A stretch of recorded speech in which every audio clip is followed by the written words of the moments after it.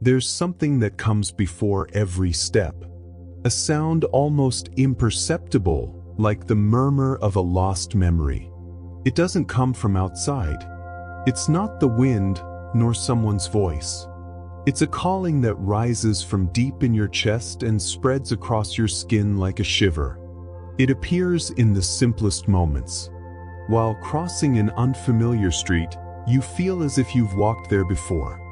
When looking at a stranger's face, you get the strange impression you've already loved or feared that person. Your heart races. Your mind tries to find a logical explanation, but can't. What's left is only the echo of something that doesn't quite fit in the now, yet insists on existing. Some call it déjà vu. Others say it's coincidence. But to the soul, there is no such thing as chance. Everything is a thread patiently stitched together, connecting points that go beyond the limits of a single lifetime. With every encounter, with every repetition, the soul recognizes the pattern, even if the body doesn't notice. It knows that embrace was shared in another time, that gaze once held secrets before. As if the universe were rest-aging an ancient play, changing the set, changing the costumes, but keeping the same script. That's why some paths feel inevitable. No matter how hard you try to escape, the road curves and brings you back to the same place. Like rivers that, though they run free, always find the sea. The whisper is the compass of spiritual memory. It doesn't care whether you believe it or not, it simply guides. And suddenly, you find yourself back at the beginning, without realizing that perhaps you never really left. But what if that whisper isn't just a guide, and instead is an invitation to repeat something you still haven't been able to break? Connections aren't born out of chance. They are woven long before the first glance ever happens. Like golden threads, almost invisible to the physical eyes, yet shining brightly to those who can feel them. These threads stretch across time. They cross centuries. They link one life to another, like pages of the same book, each chapter with a different setting, yet with characters who insist on returning. There's a kind of silent magnetism that draws certain people together. A familiar gesture, a tone of voice that warms you or unsettles you in an inexplicable way. Perhaps it's someone who, in another life, walked by your side. Or someone with whom you left unfinished business, unkept promises, unresolved pain. To the soul, time isn't linear. Everything exists now. Everything pulses together, like notes forming a single melody. That's why, when you meet someone who belongs to your symphony, the heart recognizes them, even if the mind tries to deny it. The curious thing is, these encounters aren't always gentle. Some come to heal, others to test. Some to teach, others to collect a debt. And in this interplay, the threads weave even tighter, creating patterns that are hard to break. Imagine that each life is a song played by a cosmic orchestra. The melody may change its rhythm, its tone, even its instrument. But the central theme, the essence, remains, repeating itself until something deep changes within the musician, within you. And so we go on, pulled by this invisible thread. Sometimes as if it were love, sometimes as if it were destiny, but deep down as if it were an agreement. But there's one detail about these agreements that almost no one knows. Something made before your very first breath in this life. Before you opened your eyes for the very first time, before you felt the weight of gravity on your body, you were in a place where time did not flow. A space between worlds, not entirely light, not entirely shadow. A silence so deep it seemed to hold all the answers and all the questions. It was there that you not only accepted, but chose to live this life. And you didn't come alone. Around you, other presence, some gentle, others intense, waited. Some ancient souls you recognized instantly. Others, new ones who would bring essential lessons. Between you, there was no contract signed on paper. There was something far deeper, a silent pact, a vibrational agreement. No words were needed, because their every thought is transmitted like a beam of light. You knew you would meet certain people again. You knew there would be sweet reunions and painful reunions. You knew that even if you tried to run, the thread would pull you back. These pacts are not punishments. They are bridges so that certain lessons can be completed. But there's something no one told you. The pact exists only as long as you believe in it. Still, when you are born, all of it fades from your conscious mind. The memories remain locked behind closed doors. And you, without knowing it, walk toward those faces again, relive those scenes, repeat the same choices.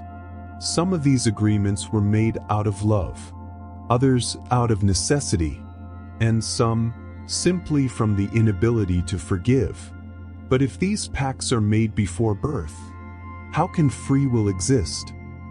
He wakes up every day believing he is free. Free to choose, free to change, free to be. But deep down, the soul recognizes the walls of the labyrinth. The choices seem new. Yet, like hallways painted in different colors, they always lead to the same center. Sometimes the setting changes, new cities, new faces, new challenges, but the feeling is identical. The same knot in the stomach, the same fear, the same urge to escape. Free will, for someone who doesn't see their own patterns, is like choosing which door to walk through without knowing they all lead to the same place. You might think, this time will be different. And maybe, for a while it is. But soon the same reactions appear, the same automatic decisions, the same story rewritten with small variations. The universe does not judge. It simply repeats the lesson until it is learned. Like a patient teacher who, year after year, offers the same exercise to the one who still hasn't solved it. And what's most unsettling is that within this labyrinth, there are emotional traps. Doors that open with promises of freedom, but lead to narrower corridors. Relationships that seem different, but carry the same energy. Opportunities that look new, but hide the same old challenges. The soul watches, and even when it silently screams to change the path, the mind keeps choosing what's familiar. Because the familiar, no matter how painful, feels safe. And it is at this exact point, when you believe you are finally in control, that the cycle begins to close without you even noticing. There are signs you've carried since before you were born. Some are visible, others hide so deep they only reveal themselves in moments of silence. Perhaps it's an unexplainable fear. The feeling of dread before the ocean, even without ever having lived through a shipwreck in this life. Or an intense aversion to certain places, as if the walls held memories that don't belong to your present. There are also affinities that defy logic. A language that flows easily from your mouth, even without study. A talent that appears as if remembered, not learned. A fascination with eras, cultures, or sounds that bring you to tears for no apparent reason. These marks are not chance. They are traces left by previous lives. They work like compasses, guiding you back to people, places, and experiences that must be revisited or finally closed. Some marks are gentle, like musical notes that cradle the heart. Others are energetic scars, points where the soul was wounded and still seeks healing. And without you realizing it, these scars shape your decisions, relationships, and paths. Some people go their whole lives ignoring these signs, believing everything is the work of chance. But the soul does not forget. It whispers through strange dreams, repeated coincidences, encounters that shake your core. And when you begin to decipher these signs, you realize something unsettling. They don't just tell you where you came from. They point exactly to where you're going. It's not an ordinary mirror. It doesn't reflect your face, nor your body. It reflects stories. It's always there, silent, waiting for you to truly face it. And when you finally do, you realize you're not looking at the present. You're looking at repetitions. In the reflection, there is no timeline. You see yourself living the same drama with different characters. The same abandonment, but with another name. The same betrayal, but with another voice. The same emptiness, but in another house. The mirror doesn't lie. It shows patterns that span lifetimes, like a movie being refilmed with new settings, yet keeping the same script. And the inevitable question arises: am I choosing this, or is it choosing me? The most unsettling thing is realizing how the mind tries to disguise the truth. It says this time is different, that you've matured, that you won't fall into the same traps. But the mirror isn't fooled by emotional makeup. It sees beyond words and gestures. It sees what the soul carries. As the image repeats, something inside begins to stir. A mix of weariness and urgency, as if a part of you were screaming, "Enough!" But along with that scream comes the fear. What if, without this pattern, you no longer know who you are? The mirror doesn't answer. It simply returns the reflection, waiting for you to decide what to do with what you see. Everything in the universe vibrates. Every thought, every emotion, every memory, each has its own unique signature. And the soul, like a sensitive radio, tunes exactly to the frequency it carries within itself. If that frequency is fear, it attracts experiences that confirm that fear. If it's abandonment, it creates stories where, in the end, you are left behind. If it's loss, you find yourself repeatedly saying goodbye, even when your heart begs to stay. It's not magic. It's subtle physics. A silent law that connects what you feel to what you live. And as long as the vibration doesn't change, the pattern won't break. That's why certain faces return. Certain situations come back. Certain pains repeat with almost mathematical precision. Not because the universe wants to punish you, but because it's responding to the music you're playing. Imagine your life as a song. If the melody is sad, it doesn't matter how many times you change the stage or the audience. The emotion conveyed will be the same. And so, you keep attracting stories that match that song. The most revealing thing is realizing that, deep down, there is another tone. A hidden frequency, muffled by the noise of repetition. It beats faintly, like a distant drum. But if you can hear it, it can change the entire song. Because there is a sound within you that, if played, can break every cycle. There comes a moment when the weight of repetition becomes unbearable. It's no longer just discomfort. It's as if every cell were screaming for change.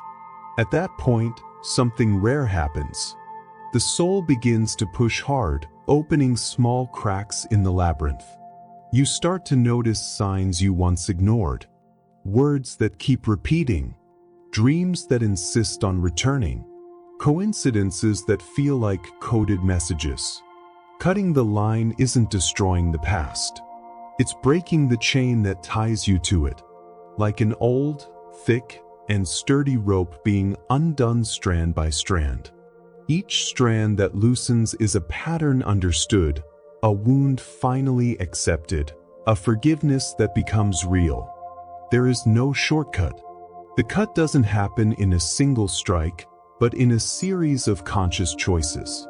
saying no where you've always said yes, choosing silence where before you reacted with anger, walking away where you once clung on. And with every different choice, the inner sound changes. The frequency begins to vibrate at another tone, weakening the magnet that kept pulling you into the same stories. The most beautiful and frightening thing is realizing that when the line is cut, the path ahead has no map.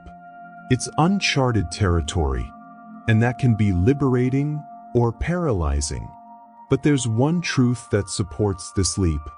The soul never chooses the unknown to destroy you. It chooses it to reveal who you truly are beyond the cycle. Breaking the pattern is like crossing a bridge that didn't exist yesterday.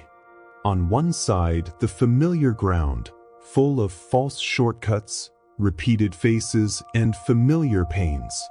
On the other, a silent horizon where nothing is predictable and everything is possible. In the beginning, each step is cautious. There are no guarantees. The mind, accustomed to repetition, tries to drag you back. What if it's worse? What if it doesn't work? But as you move forward, something begins to change. You meet people who don't carry the energy of old cycles. New conversations that don't repeat old dialogues. Situations that don't trigger the same automatic reactions. It's like breathing air you've never felt before. Time, which once seemed to move in circles, now stretches like a straight line before you. There is no bond pulling you back. The past still exists, but it loses the power to determine your next step. It's in this moment that the soul begins to redraw its map. It weaves new connections, new possibilities, new paths of learning that are not born from repeated pain, but from expansion. And the deepest sensation is that of a sunrise. As if the sun were rising for the very first time over a land that has never seen light. As if you were, at the same time, traveler and creator of this new territory. Because when you cross over, it's not just your life that changes. You alter the very geometry of the soul, and everything that comes next will be built upon this new design. Time, for the soul, is not a straight line. It is like a living circle, pulsing within a single point, the now.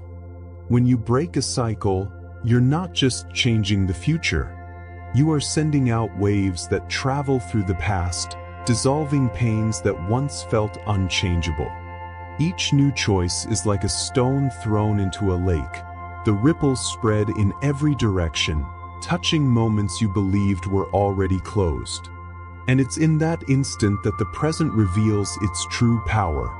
It doesn't matter how many lives you've lived, how many times you've fallen into the same storyline. The now is the scissors that cut every thread, the key that unlocks every door, the bridge to every possible reality. The soul knows the eternal is not in the always, it's in the moment you awaken to yourself. When you breathe with awareness, when you choose differently, when you don't repeat the gesture that has always kept the cycle alive.